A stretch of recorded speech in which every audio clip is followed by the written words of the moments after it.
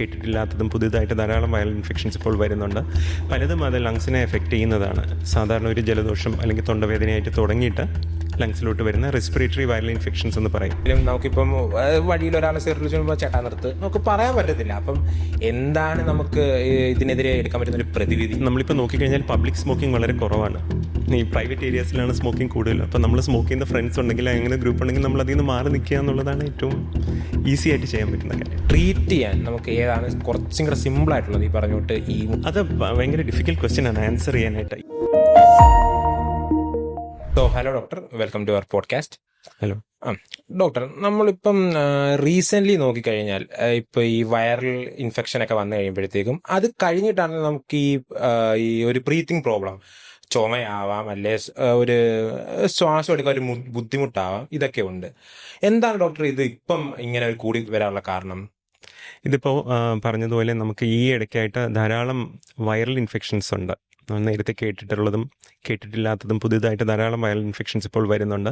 പലതും അത് ലങ്സിനെ എഫക്റ്റ് ചെയ്യുന്നതാണ്. സാധാരണ ഒരു ജലദോഷം അല്ലെങ്കിൽ തൊണ്ടവേദനയായിട്ട് തുടങ്ങിയിട്ട് ലങ്സിലോട്ട് വരുന്ന റെസ്പിറേറ്ററി വൈറൽ ഇൻഫെക്ഷൻസ് എന്ന് പറയും.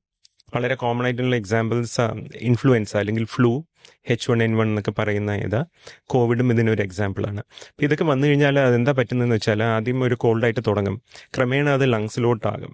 ലങ്സിലോട്ട് വന്നു കഴിഞ്ഞാൽ കുറച്ച് ദിവസത്തേക്ക് ലങ്സ് ഭയങ്കര സെൻസിറ്റീവ് ആയിരിക്കും, ഹൈപ്പർ സെൻസിറ്റിവിറ്റി എന്ന് പറയും. അപ്പോൾ ഈ സമയത്ത് വിട്ടുമാറാത്ത ചുമ, ശ്വാസം മുട്ടതൊക്കെ ഉണ്ടാകാൻ വളരെ കോമൺ ആണ്. ഒരു post viral bronchial hyper reactivity എന്നാണ് ഇതിന് പറയുന്നത്. ഇത് പണ്ടും ഉള്ളതാണ്. പക്ഷേ ഇപ്പോൾ വൈറൽ ഇൻഫെക്ഷൻസ് കൂടി വരുന്നതുകൊണ്ട് നമ്മളിത് ധാരാളം ആൾക്കാരെ എഫക്റ്റ് ചെയ്യുന്നതായിട്ട് കാണുന്നു. ഇതാണ് ഇതിനുള്ള റീസൺ. ഓക്കെ. ഡോക്ടർ, ഈ ബ്രീത്തിങ് എക്സർസൈസ് ഉണ്ടല്ലോ, നമുക്ക് ബ്രീത്തിങ് എക്സർസൈസ് ചെയ്ത് കഴിഞ്ഞാൽ അത് നമ്മുടെ ലങ്സിനെ എന്തുമാത്രം ഉപയോഗപ്രദമാണ്? അത് വളരെ നല്ല ചോദ്യമാണ് ഇത്. കാരണം ബ്രീതിങ് എക്സസൈസ് പലപ്പോഴും നമ്മൾ ഓവർലുക്ക് ചെയ്യുന്ന ഒരു ഫാക്ടറാണ്. ബ്രീതിങ് എക്സസൈസ് പല രീതിയിലാകാം. ചിലപ്പോൾ യോഗ പോലത്തെയൊക്കെ എക്സസൈസസ് ആകാം. അല്ലാണ്ട് തന്നെ ലങ്സിന് വേണ്ടിയിട്ടുള്ള കുറേ ബ്രീതിങ് എക്സസൈസസ് ഉണ്ട്. അത് ഈ ഫിസിക്കൽ മെഡിസിൻ, ഫിസിയോതെറാപ്പി ഉള്ള എക്സ്പേർട്സ് അവർ പഠിപ്പിച്ചു കൊടുക്കുന്ന ഒരു മെത്തേഡാണ്. ഡീപ്പായിട്ട് ബ്രീത്ത് ഹോൾഡ് ചെയ്തിട്ട് വിടുന്നതൊക്കെ. ഇത് ബേസിക്കലി ലങ്സിൻ്റെ മസിൽസിനെയും ഈ ബ്രീത്തിങ്ങിൻ്റെ ഏറ്റവും ഇമ്പോർട്ടൻ്റ് ആയിട്ടുള്ള മസിൽ എന്ന് പറയുന്നത് ഡയഫ്രം ആണ്. ഇതിനെയൊക്കെ സ്ട്രെങ്തൻ ചെയ്യുന്ന എക്സസൈസസ് ആണ്. അപ്പോൾ ഇത് പ്രത്യേകിച്ചും ക്രോണിക് റെസ്പിറേറ്ററി ഡിസീസസ് ഉള്ള ആൾക്കാർക്ക്, COPD അതുപോലെയൊക്കെയുള്ള ആൾക്കാർക്ക് ബ്രീത്തിങ് എക്സസൈസ് വളരെ യൂസ്ഫുൾ ആണ്. മെഡിസിൻസ് എടുക്കുന്നത് പോലെ തന്നെയാണ് ബ്രീത്തിങ് എക്സസൈസും ഈ ആൾക്കാർക്ക് യൂസ്ഫുൾ ആണ്. അവരുടെ ക്വാളിറ്റി ഓഫ് ലൈഫ് ഭയങ്കരമായിട്ട് ഇമ്പ്രൂവ് ചെയ്യും. അവരുടെ ശ്വാസം മുട്ടിൻ്റെ പെർസെപ്ഷൻ നന്നായിട്ട് കുറയും. അങ്ങനെയൊക്കെ പല യൂസസ് ഉള്ളതാണ് ബ്രീത്തിങ് എക്സസൈസ്. ഇതിന് നമ്മൾ യൂസ് ചെയ്യുന്നൊരു ടേം ഉണ്ട്, അതിന് റീഹാബിലിറ്റേഷൻ എന്നാണ് പറയുന്നത്, പൾമണറി റീഹാബിലിറ്റേഷൻ. വളരെ യൂസ്ഫുൾ ആയിട്ടുള്ള മെഡിസിൻസിന് അഡ്ജങ്ക്റ്റ് ആയിട്ടുള്ള ഒരു ട്രീറ്റ്മെൻറ്റ് ഓപ്ഷനാണ്, മൊഡാലിറ്റിയാണ് ഈ ബ്രീത്തിങ് എക്സസൈസ് എന്ന് പറയുന്നത്. അപ്പോൾ ഒരിക്കലും നമ്മൾ അതിനെ കുറച്ച് കാണരുത്.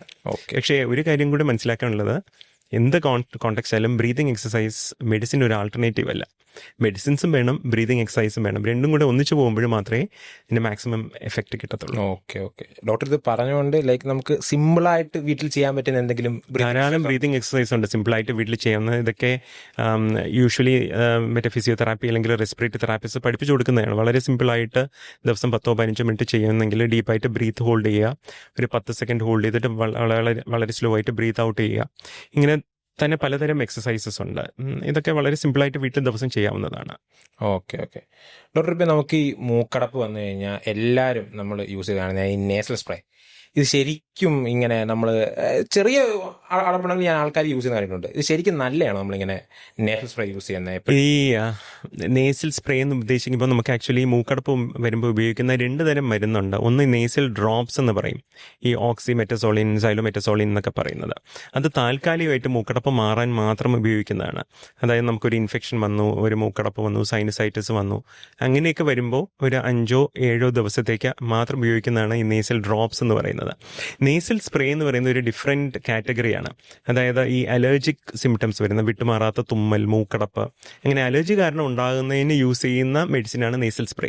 നേസൽ സ്പ്രേ ലോങ് ടേം യൂസിന് സേഫ് ആണ്. നേസൽ ഡ്രോപ്സ് പക്ഷേ ഒരു മാക്സിമം 5 to 7 days, അതിൽ കൂടുതൽ ഉപയോഗിക്കുമ്പോൾ റീബൗണ്ട് ആയിട്ട് മൂക്കടപ്പ് വരികയാണ് സാധാരണ ഉണ്ടാകുന്നത്. നേസൽ ഡ്രോപ്സ് ആണെങ്കിൽ 5 to 7 days സ്റ്റോപ്പ് ചെയ്യണം. നേസൽ സ്പ്രേ ആണെങ്കിൽ സേഫ് ആയിട്ട് യൂസ് ചെയ്യാം. പക്ഷേ ഏത് മെഡിസിൻ ആയാലും ഒരു ഡോക്ടറിനെ കൺസൾട്ട് ചെയ്തിട്ട് വേണം സ്റ്റാർട്ട് ചെയ്യാനായിട്ട്. Okay okay. എന്ന് വെച്ചാൽ നമ്മളിപ്പം ഈ ഒരു മെഡിക്കൽ ഷോപ്പിലൊക്കെ ചെന്ന് കഴിഞ്ഞാൽ നേഷണൽ സ്പ്രേ കിട്ടാൻ ഒരു പാടുമില്ല, എനിക്ക് മൂക്കടപ്പ വേണം എന്ന് പറഞ്ഞാൽ അവർ തരും. അപ്പോഴത്തേക്കും ഇതിനൊരു നമ്മളൊരു സ്റ്റോപ്പ് കൊണ്ടുവരണം എന്നാണോ ലൈക്ക് ഡോക്ടർ? ഏത് മെഡിസിൻ ആയാലും ഐഡിയലി മെഡിക്കൽ അഡ്വൈസ് വെച്ചിട്ട് ഉപയോഗിക്കുന്നതാണ് safest thing. Okay okay okay okay. Doctor, ഇപ്പം നമ്മൾ കൂടുതലായിട്ട് കേൾക്കുന്ന ഒരു ടൈമാണ് ഈ പാസീവ് സ്മോക്കിംഗ് എന്ന് പറയുന്നത്. എന്താണ് ശരിക്കും ഈ പാസീവ് സ്മോക്കിംഗ് എന്ന് പറഞ്ഞു കഴിഞ്ഞാൽ? നമ്മളിപ്പോൾ സ്മോക്കേഴ്സിനകത്ത് ഒരാൾ പുകവലിക്കുമ്പോൾ ആ പുകയുടെ എഫക്റ്റ് അദ്ദേഹത്തിന് ആ പുകവലിക്കുന്ന ആൾക്കുണ്ടാകും. അതുപോലെ തന്നെ അതിന് ചുറ്റും നിൽക്കുന്ന ആൾക്കാർക്ക് ആ സ്മോക്കിൻ്റെ എഫക്റ്റ് ഉണ്ടാകും. പിന്നെ സൈഡ് സ്ട്രീം സ്മോക്ക് എന്ന് പറയും. ഇതിനെയാണ് പാസീവ് സ്മോക്കിംഗ് എന്ന് പറയുന്നത്. നമ്മൾ ജീവിതത്തിൽ ഒരുപക്ഷെ ഒരിക്കലും സ്മോക്ക് ചെയ്തിട്ടുണ്ടാവില്ല, പക്ഷെ നമ്മളൊരു സ്മോക്ക് ചെയ്യുന്ന ആളുടെ അടുത്ത് നിൽക്കുമ്പോൾ ആ സിഗരറ്റിൽ നിന്ന് വരുന്ന സ്മോക്ക് നമ്മളും യാദൃശ്യമായിട്ട് ഇൻഹേൽ ചെയ്യുന്ന ഒരു സാഹചര്യം ഉണ്ടാകും. ഇതിനെയാണ് പാസീവ് സ്മോക്കിംഗ് എന്ന് പറയുന്നത്. ഇത് ആക്റ്റീവായിട്ട് സ്മോക്ക് ചെയ്യുന്നത് പോലെ തന്നെ ദോഷഫലങ്ങൾ ഉണ്ടാകുന്ന ഒരു കണ്ടീഷനാണ് പാസീവ് സ്മോക്കിംഗ്. ഓക്കെ, അത് ഡോക്ടറെ പറഞ്ഞതാണ്. അപ്പം എന്തുമാത്രമാണ് ശരിക്കും നമ്മുടെ ലങ്സിനെ ഇപ്പൊ പാസീവ് സ്മോക്കിംഗ് കാരണം അഫക്ട് ചെയ്യുന്നത്? ഈ ഒരു ആക്റ്റീവ് സ്മോക്കറിനുണ്ടാകുന്ന എല്ലാ ചേഞ്ചസും പാസീവ് സ്മോക്കിങ്ങിലും ഉണ്ടാകും. സാധാരണ കാണുന്ന ക്രോണിക് ബ്രോങ്കൈറ്റിസ് അല്ലെങ്കിൽ വിട്ടുമാറാത്ത ചുമയും കഫക്കെട്ടും സ്മോക്കേഴ്സ് ബ്രോങ്കൈറ്റിസ് എന്ന് പറയുന്ന കണ്ടീഷനാണ്. പിന്നെ COPD എന്ന് പറയുന്ന കണ്ടീഷൻ അത് കാരണം ഉണ്ടാകും. പിന്നെ അതിൻ്റെ എക്സ്ട്രീം എൻഡാണ് ലങ് ക്യാൻസർ. ഇതുപോലെ എല്ലാ ഈ സിഗരറ്റ് കാരണം ലങ്സിന് ഉണ്ടാകുന്ന ചേഞ്ചസ് പാസീവ് സ്മോക്കിംഗ് ഉണ്ടാകുന്ന ആൾക്കാർക്കും അവരും ഈക്വൽ റിസ്ക് ഉള്ളതാണ്. ഓക്കെ, നമുക്കിപ്പം ആക്റ്റീവ് സ്മോക്കിംഗ് നമുക്ക് അവോയ്ഡ് ചെയ്യാൻ പറ്റും. പാസീവ് സ്മോക്കിംഗ് പക്ഷെ നമുക്ക് ഒരിക്കലും നമുക്കിപ്പം വഴിയിൽ ഒരാളെ സിഗരറ്റ് വെച്ചുമ്പോൾ ചേട്ടാ നിർത്ത് നമുക്ക് പറയാൻ പറ്റത്തില്ല. അപ്പം എന്താണ് നമുക്ക് ഇതിനെതിരെ എടുക്കാൻ പറ്റുന്ന ഒരു പ്രതിവിധി? നമ്മളിപ്പോൾ നോക്കിക്കഴിഞ്ഞാൽ പബ്ലിക് സ്മോക്കിംഗ് വളരെ കുറവാണ്. ഈ പ്രൈവറ്റ് ഏരിയാസിലാണ് സ്മോക്കിംഗ് കൂടുതൽ. അപ്പം നമ്മൾ സ്മോക്ക് ചെയ്യുന്ന ഫ്രണ്ട്സ് ഉണ്ടെങ്കിൽ അങ്ങനെ ഗ്രൂപ്പ് ഉണ്ടെങ്കിൽ നമ്മൾ അതിൽ നിന്ന് മാറി നിൽക്കുക എന്നുള്ളതാണ് ഏറ്റവും ഈസി ആയിട്ട് ചെയ്യാൻ പറ്റുന്ന കാര്യം. Okay okay okay okay. Doctor, ഒരാളിപ്പം സ്മോക്കിംഗ് നിർത്തിക്കഴിഞ്ഞാൽ എന്തുമാത്രം ലൈക്ക് എത്ര നാൾ കഴിയുമ്പോഴായിരിക്കും പുള്ളിക്കാരൻ്റെ ലങ്സ് ഇമ്പ്രൂവ് തുടങ്ങുന്നത്? സാധാരണ സ്മോക്കിംഗ് നിർത്തിക്കഴിഞ്ഞാൽ നമ്മൾ എപ്പോഴും മെഡിക്കലി പറയുന്നത് വെച്ചാൽ അവസാനത്തെ സിഗരറ്റ് വലിച്ചിട്ട് 5 വർഷം കഴിയുമ്പോഴത്തേക്കാണ് ഒരു പുകവലിക്കാത്ത ആളുടെ ലെവലിലോട്ട് എത്തുന്നത് സാധാരണഗതിയിൽ. Okay okay.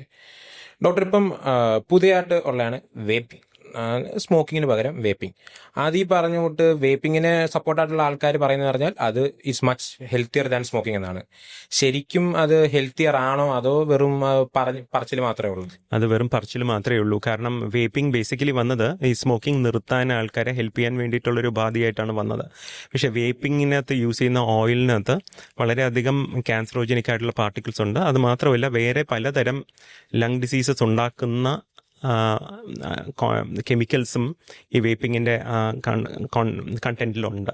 അപ്പോൾ വേപ്പിംഗ് കാരണം ഉണ്ടാകുന്ന ലങ് ഡിസീസസിൻ്റെ ഒരു പുതിയ കാറ്റഗറി ആയിട്ട് ഇപ്പോൾ നമ്മൾ ഐഡന്റിഫൈ ചെയ്ത് കണ്ടുവരുന്നതാണ് വേപ്പിംഗ് ഇൻഡ്യൂസ്ഡ് ലങ് ഇഞ്ചുറി എന്ന് പറയുന്നത്. വേപ്പിംഗ് അസോസിയേറ്റഡ് ലങ് ഡിസീസസ് ധാരാളം ഉണ്ട്. അപ്പോൾ സ്മോക്കിങ്ങിനും കാട്ടി ഒരുപക്ഷെ ഈവൻ അല്ലാത്തൊരു സ്പെക്ട്രം ഡിസീസസ് വരെ വേപ്പിംഗ് കാരണം ഉണ്ടാകുന്നുണ്ട്. നമുക്ക് അതിന്റെ ലോങ് ടൈം സ്റ്റഡീസ് ഇതുവരായിട്ടില്ലാത്തതുകൊണ്ട് ലോങ് ടൈം സ്റ്റഡീസിൽ നമുക്ക് ധാരാളം കേസ് റിപ്പോർട്ട്സ് ഉണ്ട് വേപ്പിംഗ് കാരണം ഉണ്ടാകുന്ന ഇത്. പക്ഷേ കുറച്ചുകൂടെ സമയം കഴിയുമ്പോഴേ നമുക്ക് അതിനെ കുറിച്ചുള്ള ഫുൾ ഇമ്പാക്ട് അറിയാൻ പറ്റും. ഓക്കെ ഡോക്ടർ, ഈ ന്യൂമോണിയ നമ്മൾ നോക്കിക്കഴിഞ്ഞാൽ 3 തരം ഉണ്ടെന്നാണ് പറയുന്നത്: വൈറല്, ഫംഗല്, ബാക്ടീരിയല്. എന്താണ് ഇവ 3 തമ്മിലുള്ള ശരിക്കുള്ള വ്യത്യാസം?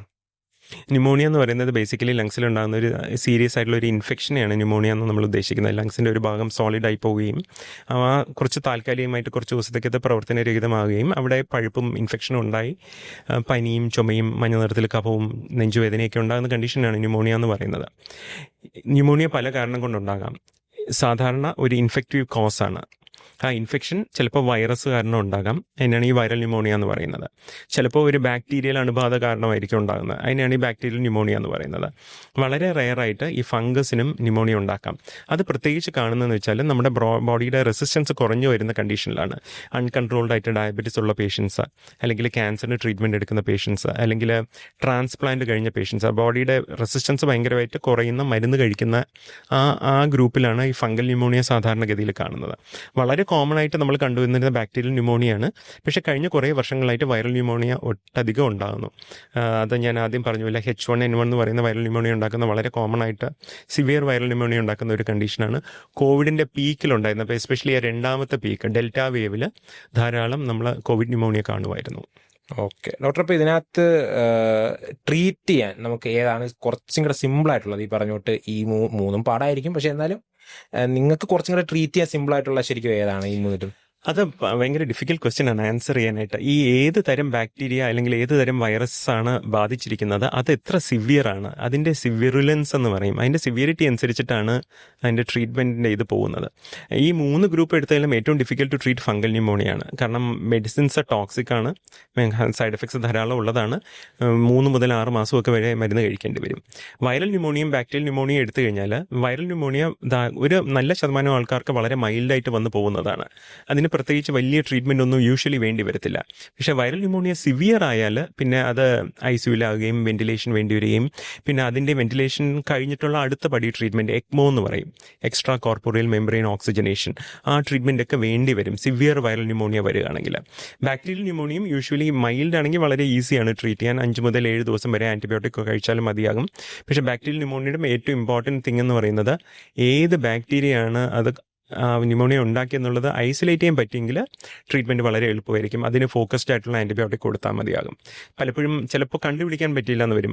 അങ്ങനെ വരുമ്പോഴാണ് പ്രത്യേകിച്ച് ബോഡിയുടെ റെസിസ്റ്റൻസ് കുറയുന്ന കണ്ടീഷൻസ്, എസ്പെഷ്യലി എൽഡർലി പീപ്പിൾ അല്ലെങ്കിൽ ഡയബറ്റിസ്, അൺകൺട്രോൾ ഡയബറ്റിസ് ഉള്ളത്, അങ്ങനെയൊക്കെ വരുന്ന അല്ലെങ്കിൽ സ്മോക്കേഴ്സ്, ഇങ്ങനെയുള്ള ആൾക്കാർക്കൊക്കെ ന്യൂമോണിയ വന്നു കഴിഞ്ഞാൽ അത് സിവിയർ ആകാനുള്ള ചാൻസ് കൂടുതലാണ്. അപ്പോൾ എല്ലാം ഒരു ചലഞ്ചിങ് ആണ് ഏത് തരം ന്യൂമോണിയ ആയാലും. പക്ഷെ പല ഫാക്ടേഴ്സും ഇതിൽ ഇൻവോൾവ് ആണ്. ഓക്കെ ഡോക്ടർ, കോവിഡ് പറഞ്ഞുകൊണ്ടാണ് നമുക്കിപ്പം ശരിക്കും നമുക്ക് ബിഫോർ കോവിഡ് ആഫ്റ്റർ കോവിഡ് എന്ന് എല്ലാ കാര്യത്തിലും പറയാൻ പറ്റും. മൊത്തത്തിലൊരു ചേഞ്ച് ആണ് കോവിഡ് ഉണ്ടാക്കിയത്. അതേപോലെ തന്നെ ഇത് റെസ്പിറേറ്ററി മെഡിസിനിൽ നമുക്ക് ഇങ്ങനെ ഒരു ചേഞ്ച് ശരിക്കും കോവിഡിന് ശേഷം നല്ലപോലെ ഉണ്ടായിട്ടുണ്ടോ? അങ്ങനെ സാധാരണ നമ്മൾ കണ്ടുവരുന്നതാണ്. ഒരു നല്ല ശതമാനം ആൾക്കാർക്ക് നേരത്തെ ശ്വാസമുട്ടും അലർജി ഒന്നും ഇല്ലാത്ത ആൾക്കാർക്ക് കോവിഡിന് ശേഷം ശ്വാസമുട്ടും അലർജി ഇതുപോലത്തെ കണ്ടീഷൻസ് പുതിയതായിട്ട് ഡെവലപ്പ് ചെയ്യുന്നതായിട്ട് കണ്ടുവരുന്നുണ്ട്. അതുപോലെ തന്നെ ഈ കോവിഡിൻ്റെ സിവിയർ ആയിട്ട് ലങ്സിനെ എഫക്ട് ചെയ്ത് കഴിഞ്ഞാൽ ലങ്സിനകത്ത് ഫൈബ്രോസിസ് ഉണ്ടാക്കുന്ന കണ്ടീഷനുണ്ട്, ലങ്സിനെ തിക്കൻഡാക്കുകയും ലങ്സിനെ ഡാമേജ് ചെയ്യുന്നതും കണ്ടീഷനുണ്ട്. അതും വന്ന് ചില ആൾക്കാർക്ക് അത് കംപ്ലീറ്റ്ലി മാറാനായിട്ട് സമയം ധാരാളം എടുക്കുകയും ഒക്കെ ഉണ്ടാകുന്ന കണ്ടീഷൻസ് ഉണ്ട്. അപ്പോൾ അങ്ങനെ പല രീതിയിലും കോവിഡ് കാരണം ലങ്സിന് ഇൻവോൾവ്മെന്റ് വരുന്നതായിട്ട് കണ്ടുവരുന്നുണ്ട്. അങ്ങനെ പറയുന്നത് തീർച്ചയായിട്ടും ശരി തന്നെയാണ്. ഓക്കെ ഡോക്ടർ, ന്യൂമോണിയയുടെ റിസ്ക് എങ്ങനെയൊക്കെയാണ്? ലൈക്ക് നമുക്കത് വരാതിരിക്കാൻ വേണ്ടി നമുക്ക് എന്തൊക്കെ കരുതൽ എടുക്കാൻ പറ്റും? ന്യൂമോണിയ പ്രിവെന്റ് ചെയ്യാനായിട്ട് ഏറ്റവും എഫക്റ്റീവായിട്ടുള്ളതെന്ന് പറയുന്നത് ന്യൂമോണിയ വാക്സിനേഷനാണ്. അത് പ്രത്യേകിച്ച് നമ്മൾ യൂഷ്വലി പറയുന്ന 55 ഇയേഴ്സിന് മേലുള്ള ആൾക്കാർ, അല്ലെങ്കിൽ വേറെ എന്തെങ്കിലും ക്രോണിക് ആയിട്ടുള്ള അസുഖങ്ങളുള്ളവർ, ക്രോണിക് ഡിസീസ് എന്ന് പറഞ്ഞാൽ ലങ്സിനെ എഫക്റ്റ് ചെയ്യുന്നതാകാം, കാർഡിയക് ആകാം, ഡയബറ്റീസ് ആകാം, ലിവറിനെ എഫക്റ്റ് ചെയ്യുന്നത് ക്രോണിക് ലിവർ ഡിസീസ് ഉള്ളവർക്കായിരിക്കാം, അല്ലെങ്കിൽ ക്രോണിക് കിഡ്നി ഡിസീസ് ഉള്ളവർ, ഇതുപോലെ ക്രോണിക് ഡിസീസസ് ഉള്ള ആൾക്കാർക്കും അല്ലെങ്കിൽ 55 ഇയേഴ്സിന് മേളിലുള്ളവർക്കും ന്യൂമോണിയ പ്രിവെൻറ്റ് ചെയ്യാനായിട്ടുള്ള വാക്സിനേഷൻ എടുക്കുന്നതാണ് ഏറ്റവും എഫക്റ്റീവായിട്ടുള്ള ട്രീറ്റ്മെൻറ്റ്, ഏറ്റവും പ്രിവെൻറ്റീവ് ഓപ്ഷൻ. അല്ലാണ്ടുള്ളതെന്ന് വെച്ചാൽ നമ്മൾ അഡിക്വേറ്റ് കെയർ എടുക്കുക എന്നുള്ളതാണ്. നമ്മൾ നല്ല ക്രൗഡഡ് പ്ലേസിൽ പോകുമ്പോഴും മാസ്ക് ഇടുക, ഇൻഫെക്ഷനുള്ള ആൾക്കാരുമായിട്ടുള്ള സമ്പർക്കം കഴിവതും ഒഴിവാക്കുക, ഇങ്ങനത്തെ കാര്യങ്ങളൊക്കെയാണ് ബേസിക്കലി ചെയ്യേണ്ടത്. പിന്നെ വേറൊരു ഇമ്പോർട്ടൻറ്റ് തിങ്, സ്മോക്കർ ആണെങ്കിൽ സ്മോക്കിംഗ് നിർത്തുന്നതും ന്യൂമോണിയ വരാണ്ടിരിക്കാൻ വളരെ ഹെൽപ്ഫുള്ളാണ്. ഓക്കെ അപ്പം ഈ മൂന്നും ഇപ്പം നമ്മൾ ഫംഗല് 3 പറഞ്ഞല്ലോ, വൈറൽ, ബാക്ടീരിയ, 3 എയർബോൺ ആണോ അതോ? മോസ്റ്റ്ലി എയർബോൺ ആണ്. റെസ്പിറേറ്ററി ഇൻഫെക്ഷൻസ് ഏകദേശം എല്ലാം എയർബോൺ ആണ്. നമ്മൾ ഇൻഹെയിൽ ചെയ്യുന്ന അങ്ങനെ ലങ്സിൽ വന്നിട്ടാണ് വരുന്നത്. വളരെ റെയർ ആയിട്ട് ബ്ലഡ് ബോൺ ആയിട്ട് വരാറുണ്ട്, പക്ഷെ കൂടുതലും എയർബോൺ. ഓക്കെ ഡോക്ടർ, ഇപ്പം ന്യൂമോണിയ വാക്സിൻ്റെ പറഞ്ഞല്ലോ, അപ്പോഴത്തേക്കും അത് നമ്മൾ എടുത്തു കഴിഞ്ഞാൽ പിന്നെ നമുക്ക് ലൈഫ് ലോങ് പ്രൊട്ടക്ഷൻ ഉണ്ടോ, അതോ ഇത് കുറച്ച് കാലത്തേക്ക് മാത്രമേ പ്രൊട്ടക്ഷൻ ഉള്ളൂ? ന്യൂമോണിയയുടെ വാക്സിൻ്റെ ഒരു സീക്വൻസ് ഉണ്ട്. ബേസിക്കലി നമ്മൾ ആദ്യം ഒരു വാക്സിൻ എടുത്തിട്ട് രണ്ടാമത്തെ ഒരു ബൂസ്റ്റർ ഡോസ് എടുക്കേണ്ടി വരും. അതായത് 65 വയസ്സിന് മേളിലാണെങ്കിൽ ഒരു ബൂസ്റ്ററോടുകൂടി നിൽക്കും.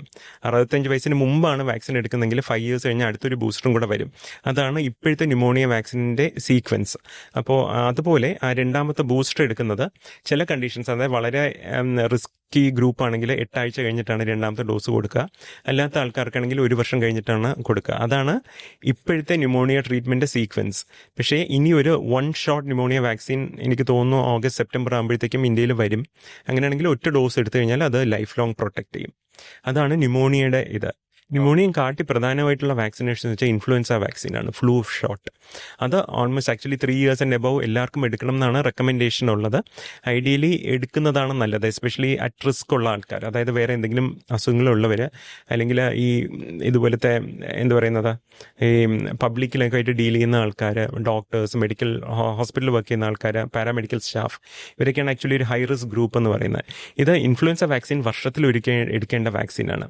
കാരണം അത് എടുത്തു കഴിഞ്ഞാൽ ഇതുപോലെ ഈ H1N1 ഫ്ലൂ ഒക്കെ വരുന്നതിൻ്റെ സാധ്യത വളരെ കുറയും. ഈവൻ വന്നാലും അത് സിവിയർ ആകത്തില്ല. Severe in the sense that admission വേണ്ടി വരിക, ഐസിയുലാകുക, ഇതൊക്കെ അത് പ്രിവെൻറ്റ് ചെയ്യാൻ പറ്റും. Okay okay. ഡോക്ടർ, ഈ കോവിഡ് വാക്സിൻ ഉണ്ടല്ലോ, അത് എടുത്തിട്ടും ആൾക്കാർക്ക് വന്നെന്നിങ്ങനെ പറഞ്ഞിട്ടുണ്ടായിരുന്നു. അതിന് കാരണം എന്താണ്? ലൈക്ക് കോവിഡ് വാക്സിൻ ആക്ച്വലി ഇപ്പോൾ മോസ്റ്റ് ഇമ്പോർട്ടൻറ്റ് തിങ്, ഇപ്പോൾ കുറേ കാലം കൊണ്ട് വാക്സിൻ അവൈലബിൾ അല്ല.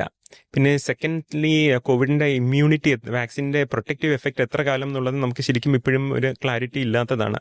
ഈവൻ വെസ്റ്റേൺ US-ലും മറ്റേ യൂറോപ്യൻ കൺട്രീസിലൊക്കെ ഇപ്പോഴും അവർ കോവിഡ് വാക്സിൻ അവിടെ ഉണ്ട്, അവരെ എടുക്കാൻ റെക്കമെൻഡ് ചെയ്യുന്നുമുണ്ട് ഇങ്ങനെ പുതിയ സ്ട്രെയിൻ ഡെവലപ്പ് ചെയ്യുന്ന സമയത്ത്. പ്രോബബ്ലി ആ വാക്സിൻ്റെ പ്രൊട്ടക്റ്റീവ് എഫക്റ്റ് മേ ബി ഒരു 1 year or 2 years എന്തെങ്കിലും ഉണ്ടായിരിക്കുക. അത് കഴിഞ്ഞ് അതുകൊണ്ടായിരിക്കണം വീണ്ടും ഇത് വരുന്നത്. Okay okay. മാത്രമല്ല ഈ എപ്പോഴും വേറൊരു കാര്യം, ഈ വൈറൽ ഇൻഫെക്ഷൻസ് പ്രത്യേകിച്ച് കോവിഡിൽ വൈറസ് മ്യൂട്ടേറ്റ് ചെയ്യും, എന്നിട്ട് പുതിയ സ്ട്രെയിൻ ആയിരിക്കും വരുന്നത്. അപ്പോൾ ആദ്യത്തെ വാക്സിൻ്റെ പ്രൊട്ടക്റ്റീവ് എഫക്റ്റിനെ ഓവർകം ചെയ്യുന്ന ഡിഫറെൻറ്റ് ടൈപ്പ് ഓഫ് സ്ട്രെയിൻ ആയിരിക്കും ഇപ്പോൾ പുതിയതായിട്ട് വരുന്നത്. അപ്പോൾ അതിൻ്റെ ഇൻഫെക്ഷൻ വന്നു കഴിഞ്ഞാൽ വീണ്ടും കോവിഡ് വരും. ഓക്കെ. അല്ല, ഞാൻ അപ്പം എൻ്റെ ഒരു ഡൗട്ട് ചോദിക്കാം. നമുക്ക് ഈ കോമൺ കോൾഡ് ഉണ്ടല്ലോ, ഈ കോമൺ കോൾഡിനെതിരെ ഇങ്ങനെയൊന്നും ഇല്ലാത്തതിൻ്റെ കാരണവും ഇതാണോ? ലൈക്ക് അത് പെട്ടെന്ന് ഇങ്ങനെ മ്യൂട്ടേഷൻ കാരണമല്ലോ? 2 കാര്യമുണ്ട്. ഈ കോമൺ കോൾഡ് എന്ന് പറയുന്നതും ഫ്ലൂ എന്ന് പറയുന്നതും ഡിഫറെൻ്റ് ആണ്. ഓക്കെ. കോമൺ കോൾഡ് എന്ന് പറഞ്ഞാൽ റൈനോ വൈറസ് എന്ന് പറയുന്ന ഒരു ഉണ്ടാക്കുന്നത് വളരെ സിമ്പിളാണ്. അത് വളരെ മൈൽഡായിട്ട് വരും, 2-3 ദിവസം കൊണ്ട് പോകുന്ന ഇതാണ്. അത് വളരെ സിവിയർ ആകാത്തതുകൊണ്ടാണ് അതിനെക്കുറിച്ച് കൂടുതൽ വാക്സിനേഷൻ ഒന്നും ആവശ്യമില്ലാത്തത്. ബട്ട് ഇൻഫ്ലുവൻസ സിവിയർ ആയതുകൊണ്ടാണ് അതിനെക്കുറിച്ച് കൂടുതൽ ഗവേഷണവും പഠിത്തവും ഇതൊക്കെ നടന്നിട്ടുള്ളതും അതിനൊക്കെയുള്ള വാക്സിൻ വന്നിട്ടുള്ളതും. Okay okay.